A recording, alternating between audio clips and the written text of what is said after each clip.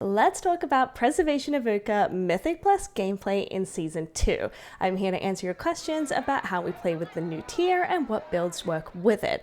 I have 2 builds to show you, and we're going to talk through what each one offers and the different playstyles attached to them. I would also love to keep the conversation going in the comments if you have any thoughts on playstyles in Season 2. Okay, so let's talk about the Resonating Sphere build. This is a popular Mythic Plus build in Season 1, and honestly, if you want to continue to play it, the build doesn't change much. This is how the build looked in Season 1, and I think there are only 2 talents in here that don't really hold up anymore. But let's first look at the core talents that are the backbone of this build. Without the Season 1 force set, Echo Reversion Golden Hour will be our main way to spot heal, so Golden Hour and Punctuality are very important. Time Lord will boost the effectiveness of echoes from Resonating Sphere, increasing them from 30% to 45% healing replicated. Lifebind and Emerald Communion are powerful at all key levels. Font of Magic is especially great now in Season 2 to ensure everyone gets a Spirit Bloom heal, but also to increase the damage of Fire Breath. Call of Ysera synergizes really well with our 2-set bonus, and finally Energy Loop is my choice to get down to stasis. We're going to have a lot of Essence Burst procs with our 4-set, and I plan to use a lot of Disintegrates. So the core change to the talent tree is that we don't take Grace Period anymore, and that is because while the build remains mostly the same, the playstyle will be quite different. It's going to be a tough habit to break, but Temporal Anomaly into Reversion is no longer the play. Reversion has lost so much of its borrowed power from the Season 1 tier set that there's no need to keep reversions up on your entire party. And the other talent that I think we should avoid is Renewing Breath. I don't personally run it in Mythic Plus, but I know a lot of people love it. Once you get your 2-set on, I think this is null and void for Mythic Plus because you get it for free. So where do we put these last 2 points? Well, 1 point goes into Spiritual Clarity so we can make the most of our 2-set, and this last point is up for discussion.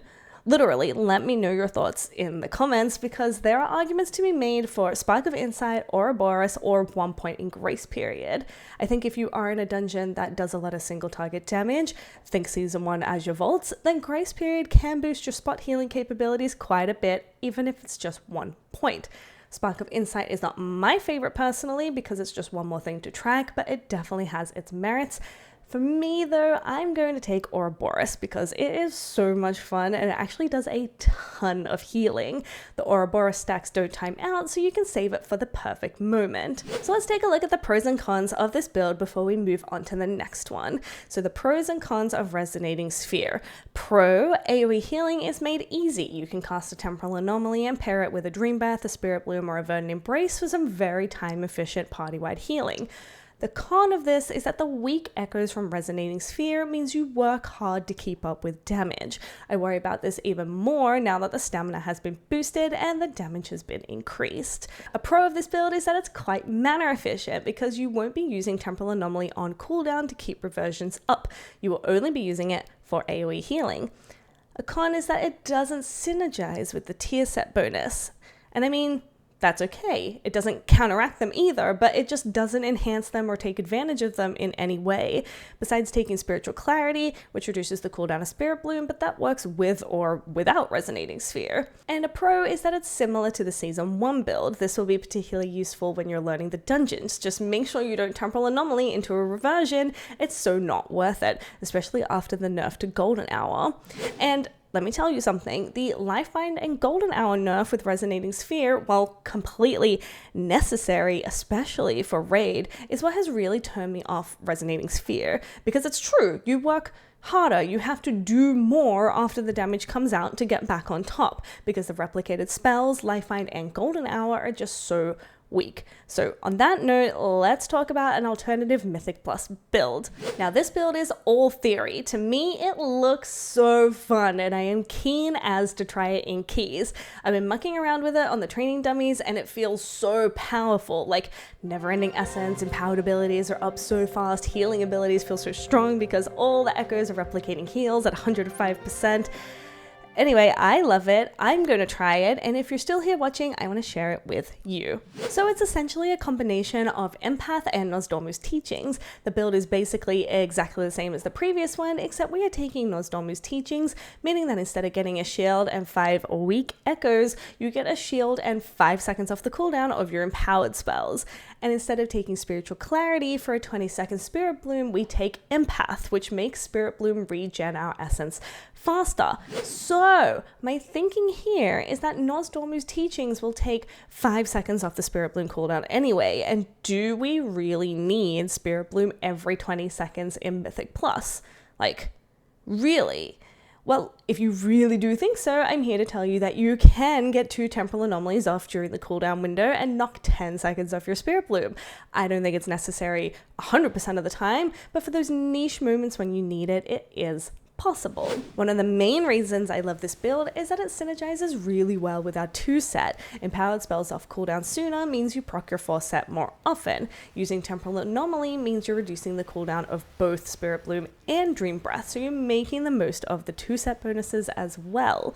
Now, everything I said earlier about the talents that are the backbone of this build still stands true, although I think a couple of talents become even more useful now. The mana regen from taking Energy Loop is much more relevant with this build because we will be looking to use Temporal Anomaly frequently. This doesn't necessarily mean you have to spam it off cooldown, but I think you'll use it maybe a little bit more than if you were taking Resonating Sphere. With this build, we will make better use of Lifebind. We won't only use it for Emerald Communion ramps, and I'll be showing you a strong little combo that you can do while on the move at the end of this video. And again, for the last point in the spec tree, I am going to try Ouroboros because we will get 4 to 5 stacks more often than with Resonating Sphere by hard casting Echoes, and will trigger our 4-set so frequently. Now, notable mention for the class tree, try to get 2 points in innate magic so your essence regens faster. You'll be hard casting your Echoes, so when you want to up the ante and heal party wide, you need essence, which you're going to have a lot of when we proc our 4-set. Now, if you have always played with Resonating Sphere, this is going to take some getting used to. This build means being more prepared and perhaps knowing the content better, so you can have your Echoes out before the damage hits. And on that note, let's summarize this build, and if you stick around for one more minute, I've got a cool combo to show you. Okay, so the pros and cons of this build. A pro is that it has really strong AoE. Your echoed healing spells are more impactful, and I already touched on this, you don't need to work as hard after the damage comes out. A con is that it requires more ramp time or preparedness to get Echoes out before a damage event. A pro is that it synergizes well with the 2-set by reducing the cooldowns of our empowered spells, and it synergizes well with the 4-set because the more empowered spells we have, the more essence burst procs we get. A con of this build is that it is very mana intensive. Temporal Anomaly costs a lot of mana, and so do the empowered spells. So with that information, you can make up your own mind, but now, as promised, here is a fun combo that you can do on the move without using any empowered spells. So for this one, you're going to put Echo on at least 3 members of your party, and then Verdant Embrace to the person without the 4th Echo, preferably someone in a safe position, but if no such person exists and you have the time, you can, of course, Echo the 4th person and then Verdant Embrace on yourself. Now that all 5 people have Lifebind, you're going to cast a Living Flame on yourself. Now this doesn't seem very impressive, I know, but we're missing 2 key factors.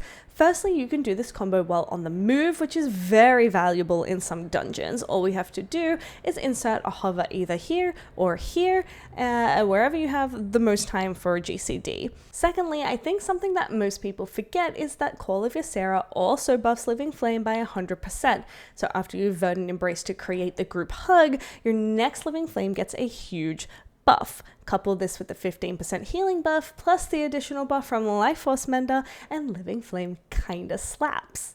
Okay, so let me show you what I mean. So we Echo, Echo, Echo, and then we Verdant Embrace to the 4th person, and then we Living Flames on ourselves. And you can see here that the Living Flame healed me for nearly 110k, meaning if it had crit, it would be like 220. And through Lifebind, I healed everyone in my party for an additional 46,000 each. So including the Verdant Embrace heal, which is roughly 50k per person overall, this combo heals for about 515 to 530k. Now we can also do this with Resonating Sphere, and this is actually a good example of how playing with manual echoes takes more time to prepare before the damage comes out, but Resonating Sphere leaves you lacking after the damage. So it's pretty simple. You cast Temporal Anomaly, you Verdant Embrace to anyone, and then you cast Living Flame on yourself. And you can see here that the Living Flame still healed me for 109k, but the Lifebind heal afterwards is much less. It's only 19.7k per person compared to the 46k from the previous demo. And you'll also see that the Verdant Embrace healed for much less, 52,000 on the person I was targeting, but the Resonating Sphere Echoes only replicated 45% of that, so everyone got a 23k heal, and overall we're looking at roughly 352,000. If you've enjoyed learning about the power of evoker combinations and you want to see more, check out this video where I outline combos for different types of damage events, and thank you for watching.